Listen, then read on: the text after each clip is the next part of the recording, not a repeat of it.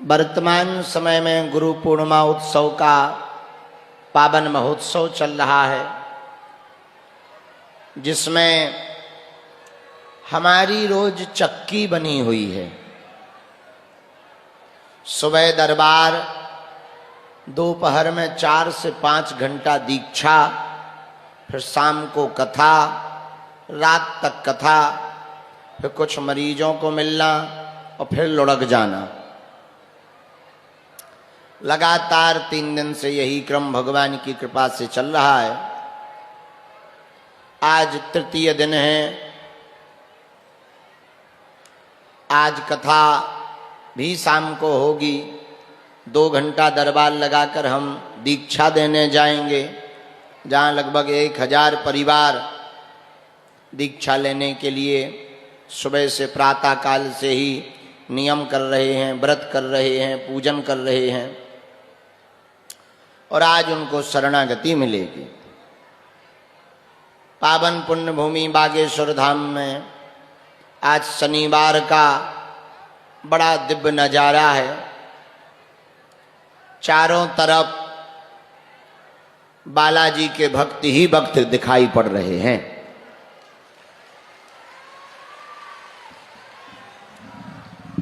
आज शनिवार को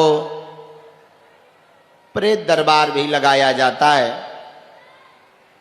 लेकिन अब पूरी दुनिया को इस बात से खुश हो जाना चाहिए, किसी भी सनातनी को या व्यक्ति को 29 तारीख के बाद तांत्रिकों के पास जीवन भर अब जाने की आवश्यकता नहीं पड़ेगी।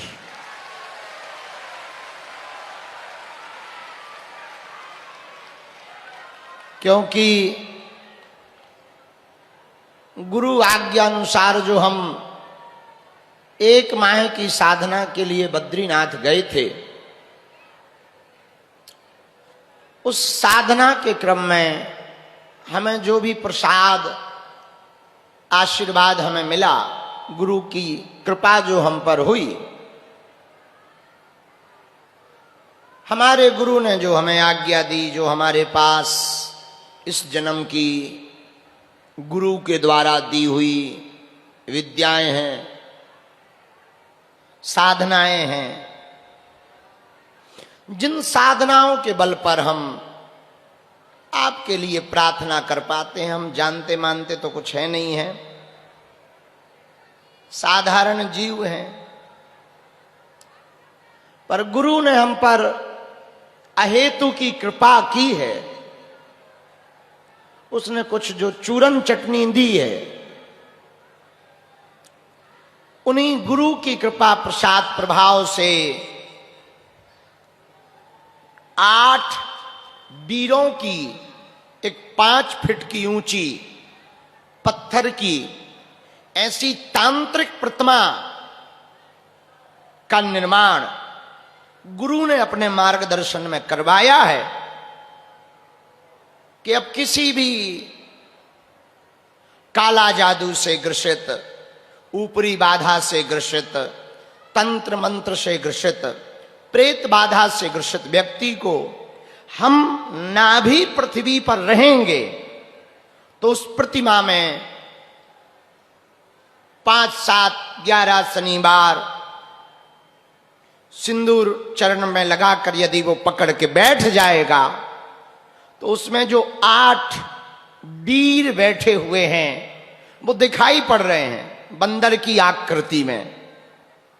8 वीर जो हनुमान जी के साथ सदा रहते हैं, कोई जंजीर लिए, कोई भाला लिए, कोई सूल लिए, कोई आग जला रहा, तरह तरह की आकृतियों से जो 8 वीर अस्त्र शस्त्र से सुसज्जित बैठे हुए हैं, उनके प्रभाव से अब भारत के, दुनिया के किसी भी व्यक्ति को, सनातनी को हलीउल्लाह के पास, तांत्रिक के पास जाने की आवश्यकता नहीं पड़ेगी। बागेश्वर धाम की प्रतिमा से तंत्र मंत्र का समन हो जाएगा।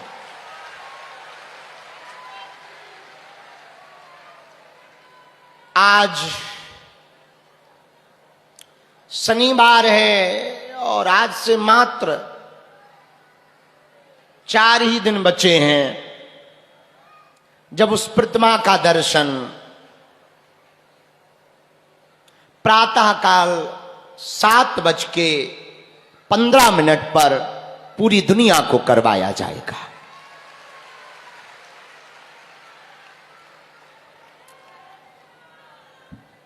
तो कहने की बात हमारी ये है कि बागेश्वर धाम एक ऐसी पुण्य भूमि है जहां देव शक्तियां, सन्यासी बाबा, दादा गुरु, इन्होंने यहां तप किया, जप किया। बालाजी यहां प्रकट हुए स्वयंभू, और वो प्रकट ही इसीलिए हुए कि 8 से 9 वर्ष पहले कुछ हली उल्लाह वाले हिंदुओं को टारगेट करके उनको लालच दिखाकर उनका धर्मांतरण कराते थे कि तुम्हारे हिंदू धर्म में कोई ताकत नहीं है, ऐसा कहकर धर्मांतरण कराते थे।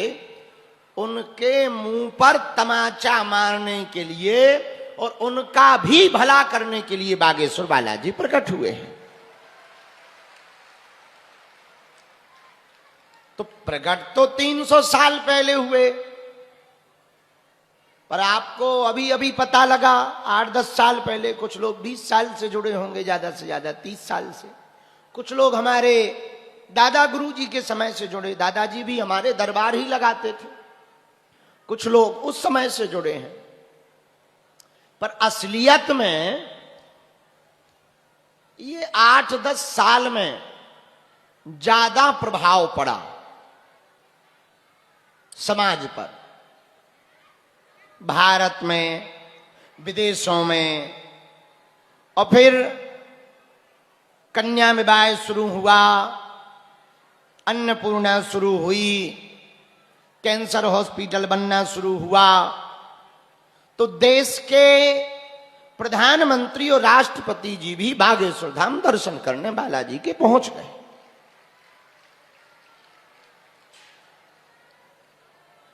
तो ये 8-10 साल में आपको पता लगा, पर बालाजी तो 300 साल पुराने हैं।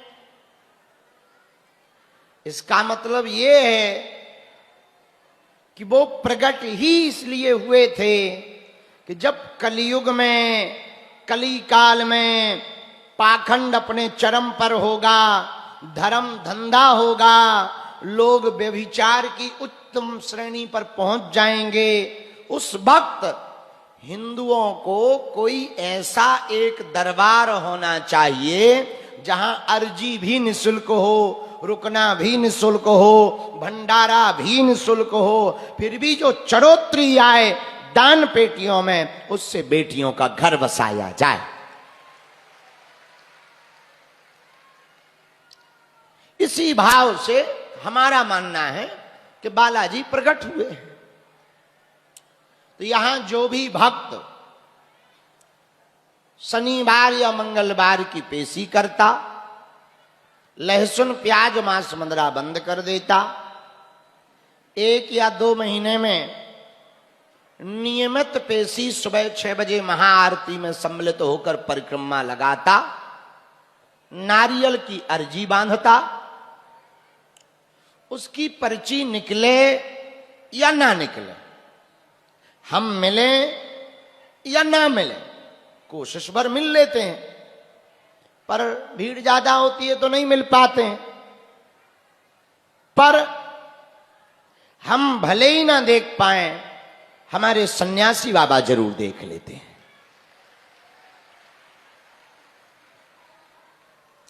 और आज भी बगल के पंडाल में, इस पंडाल में लास्ट तक अगल बगल रेलिंग पे खड़े, बाहर इधर रोड पर खड़े, इधर मैदान में जो खड़े, चारों तरफ ये जो सनातनियों का हुजूम दिखाई पड़ रहा, बालाजी के भक्तों का सैलाब दिखाई पड़ रहा, हम एक बात हाथ जोड़कर निवेदन करके कह रहे हैं, भगवान के घर देर है, अंधेर नहीं है। आप दरबार आए हो तो अपनी मर्जी से नहीं आए हो, बालाजी के बुलावा से आए हुए हो। उन्होंने बुलाया है तो पक्का है काम सफल हो करके रहेगा। गफलत से जो डर जाए वो जेर नहीं होता, अपनी ताकत पर जो इतराए वो शेर नहीं होता। दरबार में बालाजी के आकर मायूस ना हो बंदे, यहां देर तो होती है पर अंधेर नहीं होता। यहां देर हो जाए अंधेर नहीं होता है। और हम एक वचन, आज गुरु पूर्णिमा की कथा चल रही है, उत्सव चल रहा है, तो पागलो एक वचन तो हम तुम्हें देते हैं, जब तक तुम्हारा काम सफल ना हो जाएगा तब तक हम बालाजी से तुम्हारे लिए लड़ते रहेंगे। कभी तो वो सुनेंगे तुम्हारी। उन्होंने लाखों लोगों की बिगड़ी बनाई, सबकी विपदाओं को दूर किया, सबकी परेशानियों को दूर किया। यहां लोग रोते हुए आए, हंसते हुए गए, खाली झोली लेकर आए, झोली भरकर लेकर गए। तो पक्का है तुम्हारी भी बालाजी सुनेंगे, हमें पूरा भरोसा बालाजी के ऊपर, हमें अपने गुरु पर पूरा भरोसा है, अपने सन्यासी बाबा पर पूरा भरोसा है कि तुम्हारी भी बालाजी सुनेंगे। और दूसरी बात, जब तक तुम्हारी बालाजी सुन नहीं लेंगे तब तक तो प्रार्थना करेंगे ही। एक और वचन हम व्यासपीठ से आपको दे रहे हैं, एक बार जीवन में तुम्हें मिलेंगे भी। दाव लग गया, तुम बढ़िया आदमी निकले, हमारे जैसे तुम आदमी निकल गए तो हम तुम्हें एक बार नहीं बार बार मिलेंगे। हाँ, ये भी पक्का है, पर हमारी भी मजबूरी है, बुढ़ापे का शरीर है हमारा, अवस्था बढ़ती जा रही है, दिन ना रात जागना पड़ता है तो थक जाते हैं। पर भैया बालाजी के जैसा कोई नहीं है। बागेश्वर धाम की अद्भुत महिमा है। यहाँ पर अनवरत अन्नपूर्णा चल रहा, अनवरत यहाँ नाम संकीर्तन चल रहा, हजारों हनुमान चालीसा के पाठ हो रहे। और अब तो बागेश्वर धाम की महिमा का, प्रताप का बखान क्या करें। साल में 365 दिन होते हैं। हमारे गुरु ने प्रेरणा दी कि अब हमको 365 दिन में 365 बेटियों का विवाह करवाना होगा, हर दिन एक बेटी का कन्यादान। तो ऐसा कहां हो सकता पृथ्वी पर, बालाजी का इतना प्रत्यक्ष प्रभाव। हम इसी गांव में रहते थे, हमारे गांव के लोग हमें नहीं पूछते थे, हमारे गांव के सरपंच भी बैठने को नहीं पूछते थे। भोजन के लिए भी हमने इसी गांव में घर घर जाकर दाल चावल मांगे, किसी ने थोड़ा आटा दे दिया, किसी ने एक आलू दे दिया, किसी ने 2 मिर्चा और 1 टमाटर दे दिया, किसी ने कुछ दिया ही नहीं, दरवाजा बंद कर लिया। वो सामान लाके हमने माता जी को दिया, तब जाके रोटी बनी, तब जाके भोजन पाया। और उसमें भी जरूरी नहीं 5 सदस्य थे, अभी भी 5 ही हैं, माता जी, पिताजी, भैया, बहन, ये 5 लोग हैं, तो सब लोग खा पाए ऐसी जरूरी नहीं था। एक ही कपड़ा, साबुन तो कभी कपड़े में लगा ही नहीं, निरमा कभी लगा ही नहीं।